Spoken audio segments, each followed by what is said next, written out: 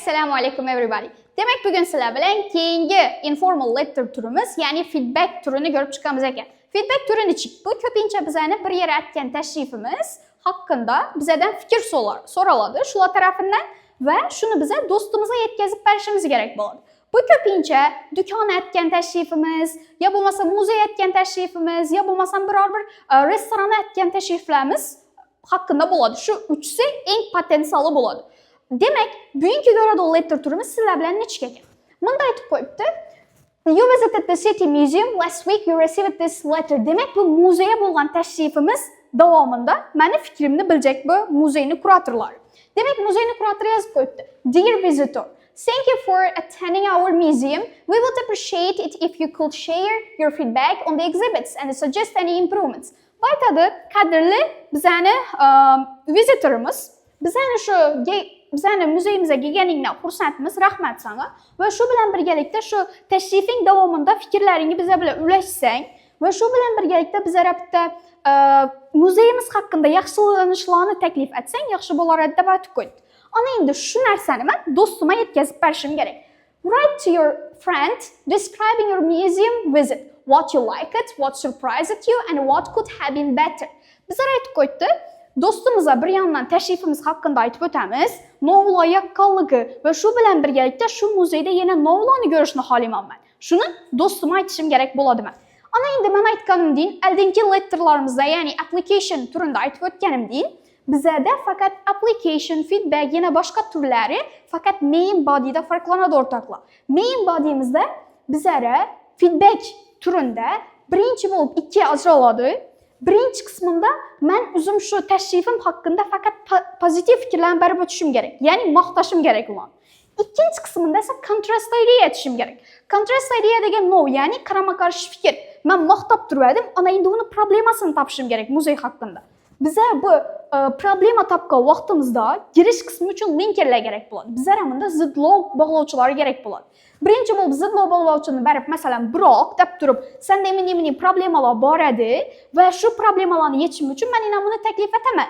Dəb başda problema, ki yetişimini bərəmiz. Ana indi sizlər bilən indi bir üzüm tərəfdə yazılan sample answer'ını görəmiz. Feedback letterimiz üçün strukturalarını görüb ötəmiz və feedback letterimizdə neçik sözlər bizlərə yardım verişini görüb ötəmiz ortaqla. Demək ortaqla, indi sizlər bilən feedback letter turumuzda, informal letter turumuzda sample answer'ını, mən tərəfdən yazılan sample answer'ını neçik strukturaları və neçik sözlə faydalansa buladı, şulanı görüb çıxamız əkən şu sample answer'ımızda. Demək bizə də başlanışına hər daim greeting kısmımızda hey John ya ki dear John deyib getirsək buladı. Dostumuzun adını yazıb. Kekin bizə də it has been a week since. Qaranqlı ortaqla mən əldənki dərslərimdə it has been quite some time deyib ötü getkən mən. Quite some time degen ortaqla köp vaxt buldu. Sən bilən gəpləşməgənimizə degen gəpədi. Ana indi nə üçün belə anlıq vaxt qoydunuz deyib sorasanızla bunun səbəbi nə oldu? Bizlərə özü savalda aytvadı, ötkən həftə qatnaşqan muzeyini, təşrifini aytıb bərdəvədi. Şu üçün ötkən həftə boğalıq üçün belə bir həftə dedik. Bir həftə buldu, mən I shared something noteworthy with you, but this time I came up with something truly exciting. Sən bilən əcaib bir нәрsə bölüşməgənimə bir həftə buldu. Və lekin hazır mən şunun bir əcaib нәрsə bu məndə sən bilən bölüşməgə degen gəpdir. Ana indi bizə belə week desəkən buladı, month desəkən buladı, üzlərinizə qarab birini periodunu özgətirə verəsilə. Ki izindən since qoyulmadı, polni bütün gəp bərlədi ki. İşarındakı bizə də something noteworthy degen sözümüz var. Noteworthy means something noteworthy. Şu nərsəni bildirədi. Very important thing. Juda ham muhim bolğan нәрsə. Yəni bizə də şunu bölüşü ərzidən нәрsə buladı. Kekin bizə də with you dedik, but this time I came up. Qaranqlı ortaqla came up degen söz var şöyle. I came up with something. Bu nə o degen indi? Come up with something. Yani bu köpinçə bir ideya bildirgənimizdə eşitilmədi. Yəni bizə belə don have got bizə də divanlıq söz buradın bolsa, bu bizə də strong be to'luq söz ortaqla. Ya'ni bituluk so'zlab olib ketsak bo'ladi. Ya'ni biror bir ideya bilan chiqish. Bir aytib qo'ydi, lekin bu safar sana eng zo'r yangilikni olib keldim, yangilikni bo'lishacakman degan ma'noni anglatadi. Ana endi biza main paragrafimizga o'tadigan bo'lsak, main paragrafimizda birinchi bo'lib biza feedbackimizni berib o'tishimiz kerak. Tashrifimiz haqida maqtashimiz kerak. Keyin esa problemasini aytib, o'zlarimizni fikrlarimizni aytishimiz kerak. Iminni aytsang chotki bo'lar edi, bunni aytsang zo'r bo'lar edi. Ana endi ketadigan bo'lsak, last weekend I visited the newly revamped City Museum, which was genuinely captivating. Shu gapimizda nechik ajoyib so'zlar bor bizani. Last weekend degan yeri o'rtoqlar har doim feedback letterimizda main body girish qismini aniq konkretna vaqt bilan girib kelsangiz zo'r bo'ladi. Beri hech qanaqa linker so'z kerakmaydi. Last weekend desangizlar bo'ladi, last month desangizlar bo'ladi, yo bo'lmasa aniq bir chisloni o'zini qo'ysangizlar ham bo'ladi. I visited the newly revamped. Bizda shunday so'z bor. 3. Bizani yozishimiz shart emas ekan. Newly revamped.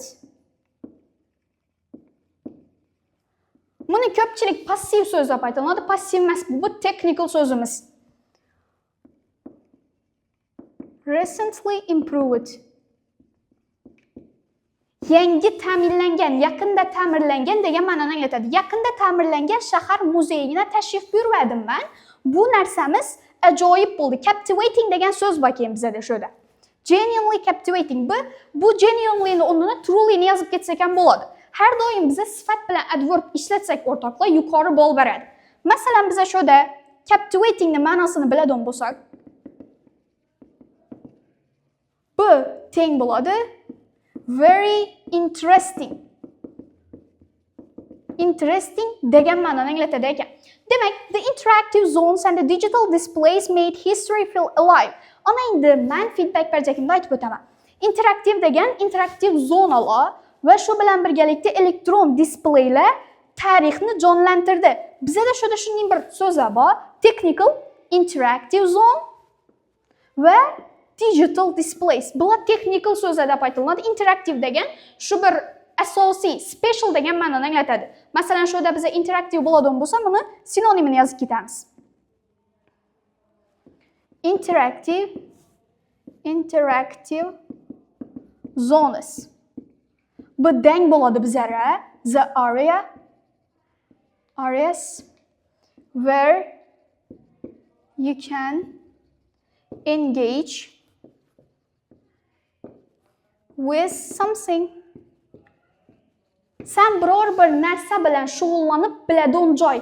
Ya'ni bu muzey sho'da biror bir narsa bilan shug'ullanib biladigan zonasi bor ekan bu yerni. Shu bilan birgalikda elektrik displaylari bor ekan. Digitalni biz electronic degan so'z bilan sinonim etib ketsak bo'ladi o'rtoqlar. Digital display. Buni alternativi electronic screens. Demak, biza technical so'zlarimizni bo'ldi. Keyin sho'da yana bir frazeologik so'z bor, verb deb aytiladi. Ya'ni make something feel alive. Bu ko'pincha bizara necha keladi ekan gapda? Make history ko'pincha tarix deb keladi, art deb keladi, story deb keladi. Feel alive. Jonlantirmoq. Shu uch narsamizga keladi. Tarixni jonlantirishga deb keladi, san'atni jonlantirish deb keladi, hikoyani jonlantirish deb keladi. Ya'ni masalan bizda shu interaktiv zonalar, digital displaylar tarixni jonlantirib biladi ekan shu muzeyimizda. Ana endi biza problema qismini o'tdik o'rtoqlar. Problemasini aytishim kerak va unga men taklif berishim kerak. Biza problema berjakimizda o'rtoqlar har doim contrast clause kerak bo'ladi. Contrast clause deganimiz zidlov bog'lovchilari. Biroq, ammo lekin biroqlarni ishlatsak chotki bo'ladi. Biza bera however ni qo'ysak ham bo'ladi, yoki bo'lmasam oddiygina aytib informal ekanligini bildiruvchi akademik lekin informal holatda saqlab beradi. Still degan so'zni qo'ysak ham bo'ladi. Still bizada biroq degan ma'noni anglatadi o'rtoqlar. Still teng bo'ladi but yoki however. Keyin a few sections lacked readability and the halls felt slightly congested. Qaranglar, a few sections lekin bir necha sho'dagi exhibitionlar lack it, yetishmaslik deb tarjima etamiz. Yetishmasada readability degan o'qib bo'lmaydi bedagi signage'larni deydi. Keyin the halls felt slightly congested. Bedagi halllar, ya'ni zallar diqilinchadi. Qaranglar. Shunda ko'pchilik felt degan so'z nechun qoldi? Bu his qilmoq degan ma'noni anglatadi deyishlaringiz mumkin. Qaranglar. Shunda feelni ko'pchilik ishlatib bilmaydi. Feel ba, sound ba, keyin sim ba. Shuni ishlatishni o'rgataman sizlarga. Sim, feel, sound. Bu so'zlar gapda deng bo'ladi to be ga. Biza beda the halls were slightly congested demadikdan darajasini yuqoratib felt dedik. Ya'ni shudagi zallar diqilinchadi. Bizada shuda congested degan so'z bor o'rtoqlar. Congested deganimizni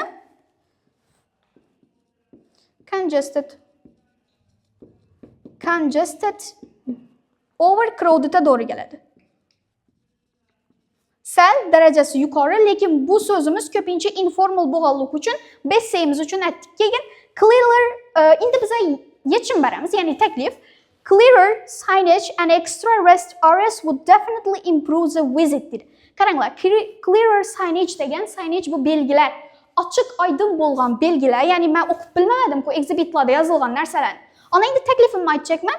Ochiq oydin bo'lgan belgilar va shu bilan birgalikda qo'shimcha dam olish joylari tashrifni yanada rivojlantirgan bo'lar edi, tashrifni yanada yaxshilagan bo'lar edi deb o'z taklifimni berdim.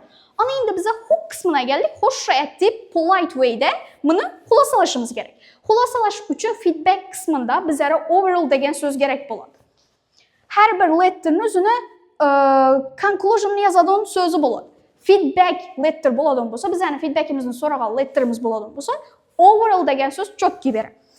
It was refreshing and insightful. Shunda bizda refreshing bilan insightful degan so'zimiz bor ekan.